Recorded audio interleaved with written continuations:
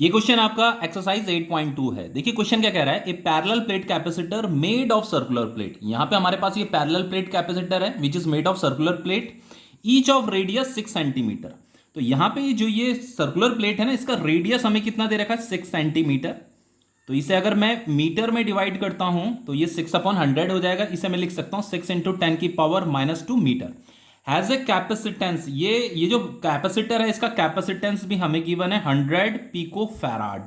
ठीक है, तो अगर मैं इसे 10⁻⁻12 से इसे मल्टीप्लाई करता हूं तो ये फैराड में कन्वर्ट हो जाएगा और फाइनली मैं इसे लिख सकता हूं 10⁻⁻10 फैराड। ठीक है, तो कैपेसिटेंस कितना है आपका, 10⁻⁻10 फैराड। आगे क्या कह रहा है, the capacitor is connected to a 230 volt AC supply with angular frequency 300 radian per second. तो यहां पे ये वोल्टेज दे रखा है, एसी सोर्स का वोल्टेज दे रखा है। तो ये जो वोल्टेज है ये आपका वीआरएमएस वोल्टेज होता है। ठीक है, तो ये वीआरएमएस वोल्टेज हमें दे रखा है 230 वोल्ट और ये हमें एंगुलर फ्रीक्वेंसी भी दे रखी है 300 रेडियन पर सेकंड। हमें यहाँ क्या क्या बताना है, हमें what is the RMS value of the conduction current. Conduction current आप समझ रहे होंगे, वायर में जो करंट होता है ना उसे हम कंडक्शन करंट बोलते हैं, जो फ्लो ऑफ चार्ज की वजह से होता है। ठीक है, और बच्चों इस कैपेसिटर के अंदर जो करंट होता है उसे डिस्प्लेसमेंट करंट बोला जाता है। तो यहाँ पे हमें RMS value of conduction current बतानी है।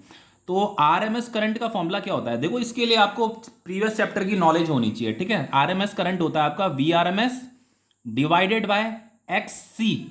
ये एक्सी क्या होता है बच्चों, जैसे आपका ना ओम्स लॉ में आपने पढ़ा था I is equal to V upon R होता है। तो रेजिस्टेंस का ऐसा यूनिट क्या होता है, ओम होता है। तो इसका भी ऐसा यूनिट ओम ही होता है। इसे कैपेसिटेटिव रिएक्टेंस बोला जाता है। ठीक है, क्योंकि ये आपका प्योर कैपेसिटर सर्किट है इसलिए।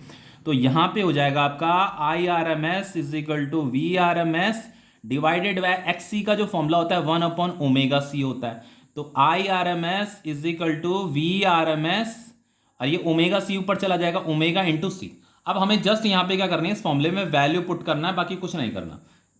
तो I R M S is equal to V R M S कितना दे रहेगा 230 इनटू ये आपका है एंगुलर फ्रीक्वेंसी। तो एंगुलर फ्रीक्वेंसी हमें ये दे रहेगा 300 रेडियन पर सेकंड इनटू ये आपका कैपेसिटेंस है, कैपेसिटेंस दे रखा आपका 10⁻⁻10।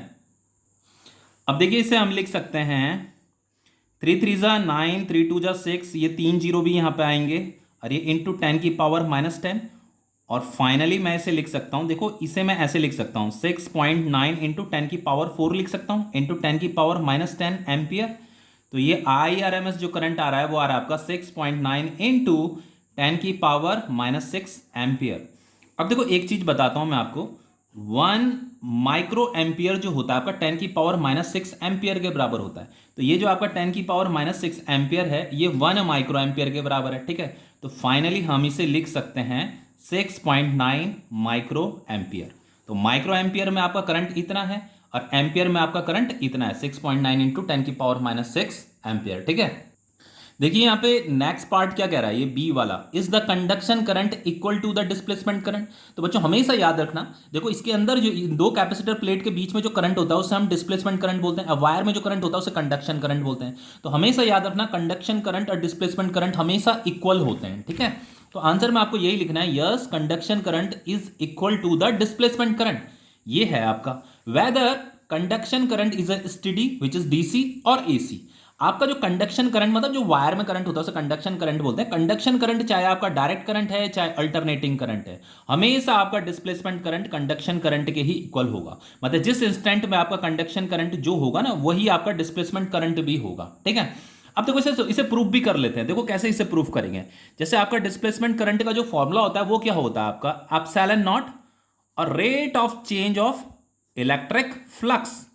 देखो बच्चों जो डिस्प्लेसमेंट करंट होता है वो किस पे डिपेंड करता है, rate of change of electric flux पे डिपेंड करता है। ये प्लेट्स हैं, इसके बीच में यहाँ इलेक्ट्रिक फील्ड क्या हो रही है, चेंज होने में लगी हुई है ना। यहाँ पे पॉजिटिव चार्ज आ रहा है, इसमें नेगेटिव चार्ज आ रहा है, तो इलेक्ट्रिक फील्ड बढ़ने में लगी हुई है। तो यहाँ इलेक्ट्रिक फील्ड चेंज हो रही है, तो इलेक्ट्रिक फील्ड चेंज होने की वजह से यहाँ पे क्या हो रहा है, करंट प्रोड्यूस हो रहा है। ठीक है, तो उसे बोला जाए तो इलेक्ट्रिक फील्ड चेंज होने का मतलब फ्लक्स चेंज हो रहा है। तो rate of change of electric flux पे ही डिपेंड करता है आपका डिस्प्लेसमेंट करंट। ओके, अब देखो इसे मुझे प्रूफ करना है कि जो डिस्प्लेसमेंट करंट होता है वो कंडक्शन करंट के इक्वल होता है।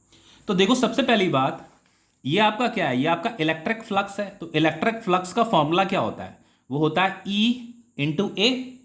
सही है, तो इसे मैं लिख सकता हूं E क्या है, E का मतलब इलेक्ट्रिक फील्ड इन दो प्लेट के बीच में यहाँ पे जो इलेक्ट्रिक फील्ड होगी, तो देखो बच्चों ये आपने प्रीवियस चैप्टर में पढ़ रखा है कि कैपेसिटर के इन दो प्लेट के बीच में जो यहाँ पे इलेक्ट्रिक फील्ड होता है उसका फॉर्मूला होता है आपका sigma divided by epsilon naught. This is surface charge density into area.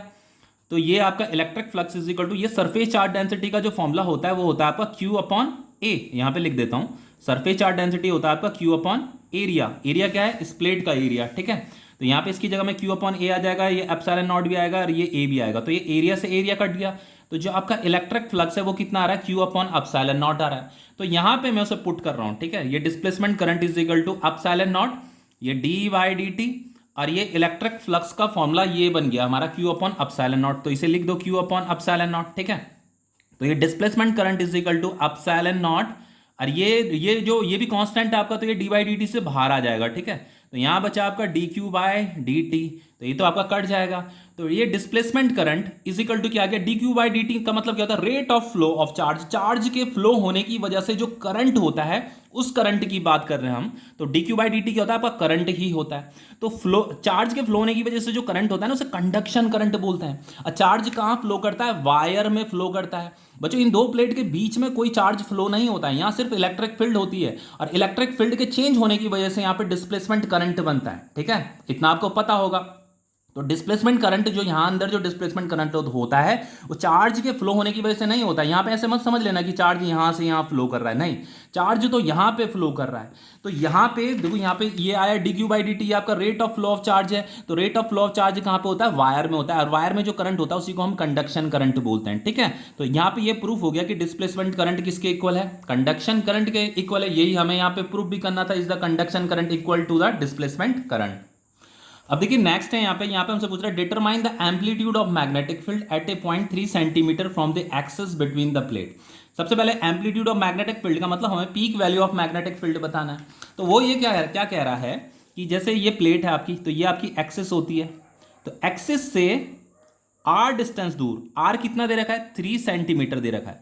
यहां से आर डिस्टेंस दूर यहाँ पे हमें मैग्नेटिक फील्ड बताना है, और मैग्नेटिक फील्ड का पीक वैल्यू बताना है। देखो बच्चों ये आपका क्या है? ये तो आपका पैरेलल प्लेट कैपेसिटर है ना, तो इसके अंदर क्या होता है? इलेक्ट्रिक फील्ड होता है। इलेक्ट्रिक फील्ड चेंज हो रही है, और उस चेंज इन इलेक्ट्रिक फील्ड की वजह से चेंज इन मैग्नेटिक फील्ड बन रहा है, फिर उस चेंज इन मैग्नेटिक फील्ड की वजह से चेंज इन इलेक्ट्रिक फील्ड बन रहा है। तो ये चलता रहता है, तभी तो आपकी इलेक्ट्रोमैग्नेटिक वेव बनती है, ठीक है। तो यहाँ पे इलेक्ट्रिक फील्ड चेंज हो रहा है, उसकी वजह से यहाँ पे मैग्नेटिक फील्ड भी बन रहा है, ठीक है। तो इस पॉइंट पे हमें आर डिस्टेंस दूर मैग्नेटिक फील्ड बताना है। लिखा हुआ ना at a point 3 centimetre from the axis, from the axis, axis से 3 सेंटीमीटर दूर अवे हमें क्या बताना है? यहाँ पे मैग्नेटिक फील्ड बताना है। अब देखो सबसे पहली बात, ये आर कितना दे रखा? 3 सेंटीमीटर दे रखा है, तो इसे मैं लिख सकता हूं आपका 3 इंटू 10 की पावर -2 मीटर। और यहां पे हमें और क्या गिवन है? ठीक है। तो सबसे पहली बात, ये जो पैरेलल प्लेट कैपेसिटर है इसके अंदर जो मैग्नेटिक फील्ड होता है उसका फॉर्मूला क्या होता है? उसका फॉर्मूला होता है आपका mu naught are I D. I D क्या है? आपका डिस्प्लेसमेंट करंट, ठीक है। इसके अंदर जो डिस्प्लेसमेंट करंट होगा, जिस भी इंस्टेंट पे वो करंट होगा वो हमें यहां पे पुट करना है। 2 पाई आर का स्क्वायर, कैपिटल आर क्या है? इस प्लेट का रेजिस्टेंस, रेडियस, और स्मॉल आर का मतलब यहां एक्सिस से जितने डिस्टेंस दूर हमें वो मैग्नेटिक फील्ड बतानी है। अब देखो इससे हमें क्या कैलकुलेट करना है? हमें एम्पलीट्यूड ऑफ बी कैलकुलेट करना है, मतलब peak value of magnetic field निकालनी है ना। तो बी की जगह में बी नॉट आ जाएगा, mu naught are I, displacement current की जगह में यहाँ पे आई नॉट आ जाएगा, मतलब करंट की हमें मैक्सिमम वैल्यू यहाँ पे लेनी है, क्योंकि मुझे मैग्नेटिक फील्ड की मैक्सिमम वैल्यू बतानी है, ठीक है। तो यहाँ पे इसके अंदर जो डिस्प्लेसमेंट करंट होता है बच्चों, वो जैसे किसके इक्वल होता है? कंडक्शन करंट के इक्वल होता है। जैसे जैसे आपका कंडक्शन करंट चेंज होता रहेगा वैसे वैसे आपका डिस्प्लेसमेंट करंट भी चेंज होता रहेगा, ठीक है। तो यहाँ पे आपका क्या आ जाएगा? पीक वैल्यू ऑफ करंट आ जाएगा डिवाइडेड बाय ये 2 पाई आर का स्क्वायर।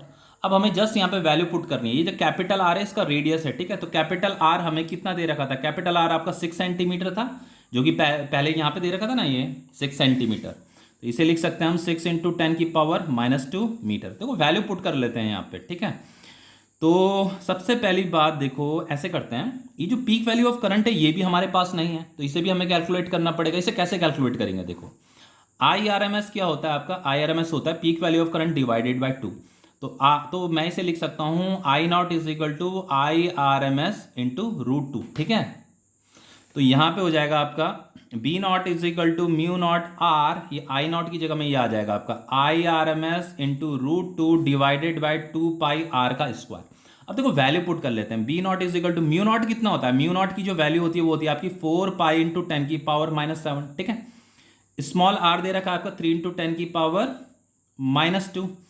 और ये जो आई आर एम एस है, देखो हमने आई आर एम एस यहाँ पे कैलकुलेट तो किया था, ये था आपका, ये तो माइक्रो एम्पियर में वैल्यू लेनी है, ठीक है। 6.9 इंटू 10 की पावर -6, तो इसे यहाँ पे लिख देते हैं 6.9 इंटू 10 की पावर -6 इंटू √2 की वैल्यू कितनी होती है 1.414 होती है, डिवाइडेड बाय ये हो जाएगा आपका 2 पाई इंटू कैपिटल आर दे रखा है आपका 6 इंटू 10 की पावर -2, तो 6 इंटू 10 की पावर -2 इंटू 6 इंटू 10 की पावर -2, ठीक है। तो ये पाई से पाई कट गया, 2 2 जा 4 हो गया आपका, 2 3 जा 6 हो गया आपका, 3 से आपका ये 3 कट गया। इसको जब काटोगे इससे ना तो यहाँ पे आएगा आपका 1.15 आएगा, ठीक है। तो देखो ये B naught is equal to आ गया, ये 1.15 है, ये 1.414 है, इनटू ये 10 की पावर -7, 10 की पावर -2, ये तो कट जाएगा आपका, ठीक है। तो ये है आपका 10 की पावर -7, ये है आपका 10 की पावर -6, तो ये हो जाएगा आपका 10 की पावर -13, ये 10 की पावर -2 है तो इसे भी ऊपर भेज दो, ये हो गया आपका 10 की पावर 2, ठीक है। तो B naught is equal to, देखो इसको जब आप मल्टीप्लाई करोगे तो मल्टीप्लाई करने पे आपको मिलेगा 1.6261 मिलेगा, ठीक है, इनटू इसे सॉल्व करो, इन दोनों को, ये हो जाएगा आपका 10 की पावर -11, और इसे फाइनली इसे आप राउंड ऑफ में क्या लिख सकते हो 1.6, और इस 261 को आप क्या लिख सकते हो 3 लिख सकते हो, ठीक है, इंटू 10 की पावर -11 टेस्ला। तो ये आपका एम्पलीट्यूड ऑफ मैग्नेटिक फील्ड निकल गया है, ठीक है। यही हमें कैलकुलेट भी करना था, तो ये क्वेश्चन आपका कंप्लीट हो गया है।